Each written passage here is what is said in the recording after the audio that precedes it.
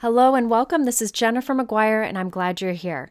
Today I have a very simple technique for you that gives you a chance to give any stamped images a new look. Sometimes if I have older stamps that I want to revisit, I want to give it like a fresh look just to keep it fun. Well, today's technique is for that. So any stamps would work. I like it with solid stamps or images I've colored in. And it works best if you have a background stamp to go with it, any kind of background stamp with detail to it. I have lots of examples, so I'm hoping that it'll inspire you to try this with whatever products you have. Now, all of my cards today feature backgrounds that I made in a previous video. If you missed that video, I encourage you to check it out. I will link it here in the top right and in my description below and at the end of this video. In that video, I show how to use distress inks and heat embossing to do a really easy and cool technique that results in two backgrounds at once. So today's cards feature backgrounds from that video. Now my first card features this background on the left. These two were made at once using the technique in that video. And the Simon Says Stamp Spring Bloom stamp. You'll see that stamp a few times in this video. It's a great background. Today in this video, I'm focusing on those gold leaves with the white dots that you see there. So the backgrounds from the last video, the little focal point images are for this video. For those leaves, I use the Simon Says Stamp Painted Flower stamp set. I like stamp sets like this that have a lot of solid area. They're great for techniques such as the one we're doing today. I also have the coordinating dies. I'm using my MISTI stamping tool to easily stamp these images, several of them at once, with VersaMark ink. You can use an acrylic block if you prefer. I use my anti-static powder tool, ink up the stamps with VersaMark ink, which is just a clear sticky ink, and I'll add gold embossing powder. You could use any colored embossing powder for this. I just thought metallics were a great option because it would match any of the backgrounds I have. This is Hero Art's gold embossing powder, but I find most gold powders are very similar. Now, once I've heated this and have it completely embossed, I'm going to add another layer of embossing powder. I do this a lot whenever I have embossed images that have a lot of solid area like these. By adding another layer, it gets smoother and gives a little more dimension. So I'll just let this cool for a second, and I'll put it back into my MISTI stamping tool. I'll use my anti-static powder tool again, ink up the stamps with VersaMark ink, and stamp them again, and it'll stamp right onto the embossing we've already done. Then I will add another layer of gold embossing powder and heat set it. This will just give a smooth look, and it really makes a big difference. It's definitely worth the few minutes that it takes to add another layer. I do this with all types of embossing powder, not just the gold metallic. Now let's add some white details to these solid embossed images, just to give it a fresh look. So I'm using my MISTI stamping tool once again and putting these images in the top left corner. I then have a Simon Says Stamp Halftone background stamp. Any background stamp with tiny detail would be good. This has tiny dots towards the top and bigger dots towards the bottom. I'll use the tiny dots at the top. So I'm putting my cardstock in there. I'll use my anti-static powder tool, and I'll stamp those dots onto there with VersaMark ink. You won't see the dots because it's a clear sticky ink, but they will be there. After I've stamped this, I'm adding white embossing powder. Any white embossing powder will work. The reason I'm choosing white is there will be dots over this whole piece, but I really only care about the dots that show up on the gold embossing. You won't really see the dots around it, right? Because it's white on white. But you could use other embossing powders for the second layer and brush away the excess around your solid stamped image before heat embossing if you want. But I really like the look of these fine white dots on the gold embossing powder. As you heat set it, the white powder melts into the gold and leaves that dot pattern. Such a fun look, and it gives it a more playful look than if you left it without the white dots on it. Now I'm using the coordinating dies to cut them out, and look at that. It looks like the stamp created those dots. Next, I'm using the Simon Says Stamp Slimline Marquee die set. I've used this one a few times before. It has large rectangle die, this one and a smaller one, with tiny little dots around the inside edge. Also has the word Keep Shining. I'm just using the middle size rectangle. This will be fun for creating a banner on my cards. Now I wanted this banner to be kind of in the top left. Now at this point, I'm thinking I wanted to have some flowers in the red and the pink that I could put as accents on my cards. So I'm cutting some flowers out of the background, and I'm cutting them out of an area that I know I'm going to cover up with that white banner. So you can see me just kind of push my scissors in and cut around it. Then I would have these little flowers to use as accents. That's a fun trick whenever you want to kind of match your background. Now I changed my mind and I didn't use those flowers I cut out, but I wanted to show you that that is an idea if you'd like to do it. Now I'm putting a piece of Altenew adhesive sheet on the back of this, and then I will add that to my card. This background is trimmed to 4 by 5 1/4, and I'm putting it onto a 4 1/4 by 5.5 inch top folding white note card. The reason I used an Altenew adhesive sheet here instead of liquid adhesive is this paper had a little warping to it, and I knew this would help to hold it flat. For sentiment, I used a new die set from Simon Says Stamp and CZ Design called Swoopy Thank You dies. There's a shadow die included, but I just used the words thank you, and I really like the style of these and how they fit together on a card. For adhesive, I'm using the Barely Art glue, which I'm finding works really well. It has a nice precision tip. I highly recommend getting the little rubber stopper to always put on top so it doesn't clog, and I will link to those two things below. If you use that rubber stopper, I've never had any clogging issues, and it's so much handier than changing out the cap. Now behind our gold heat embossed dot leaves, I did add an extra die cut for dimension. And the thank you I cut twice from black cardstock and glued together for dimension. So I'm laying these dimensional thank you die cuts on top of the dimensional dot leaf die cuts. I want to make sure that the glue will stay in contact while it dries. So I'm just putting some tape over the sentiments just to make sure there's contact. Once it's dry, I can remove that tape and I can be sure everything is held in place. I did finish the card off by adding some Trinity Stamps gold satin baubles. They have like a luster finish to them, and it looks nice with the gold heat embossing. I think those dots on the gold embossing are fun and give it a fresh new look, and the dots there match the dots that go around the edge of our banner, and also the dots in that playful background. Let's do another example with the same stamps to create dots on some flowers, but without heat embossing, just regular ink. So this time I'm using one of the large flowers from the Painted Flowers stamp set in 2 leaf clusters. I'm stamping the flower with blue ink. You want to do medium or dark color, and I'm doing the leaves with the green ink. The green I chose was a little light, so I doubled stamped it to make it darker. Now I have those 2 images and I'm putting them back into my MISTI stamping tool so I can stamp on them with that halftone dot background. This time I'm using a white pigment ink. So we're stamping white pigment ink on top of the color ink we did. No heat embossing this time. Now the white dot will be a little softer looking. I could have heat embossed it to be more bright white. This gives you a little bit more of a subtle look. You could do it either way. Now I can use the coordinating dies to cut them out. I feel by adding those little dots onto these stamped images, it gives it a little more of a playful look. Now I was happy with the design I used on the previous card, so I'm using it again. I have my Marquee little banner strip over there, but this time I'm using the Simon Says Stamp You Shine die set.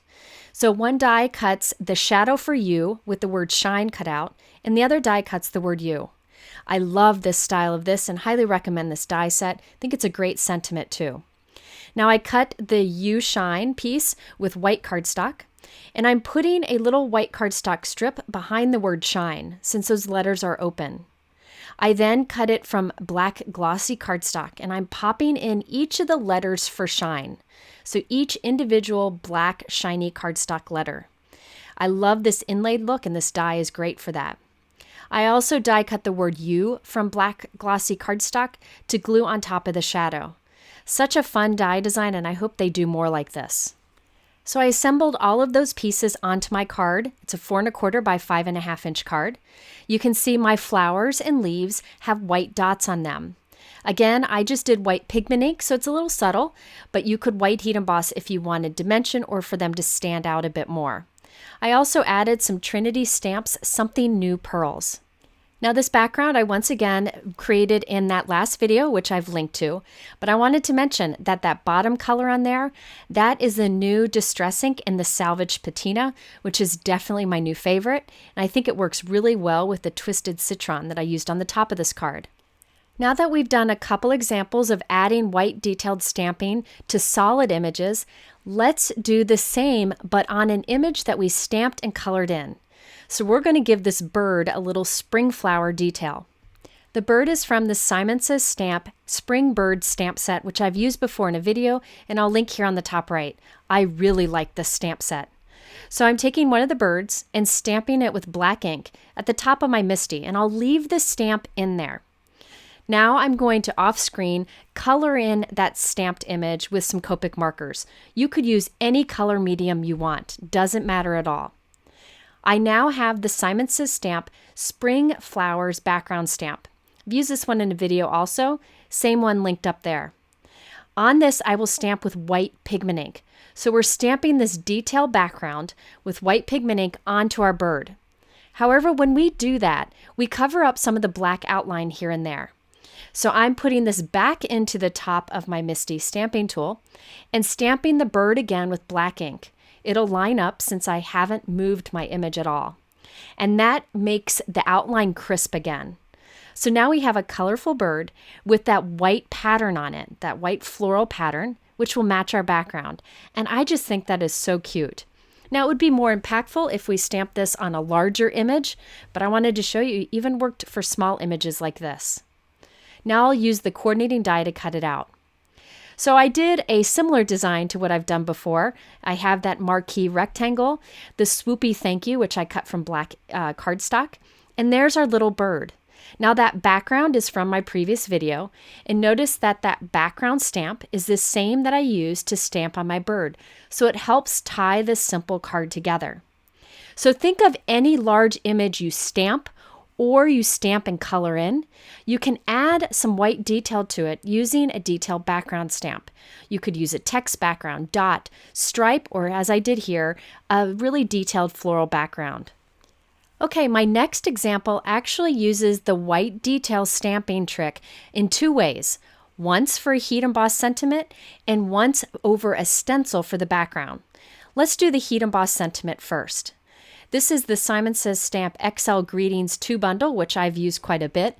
I really like the large sentiments and that there are coordinating dies to cut them out. I'm using the bold word friend. Any large, bold sentiments would work for this.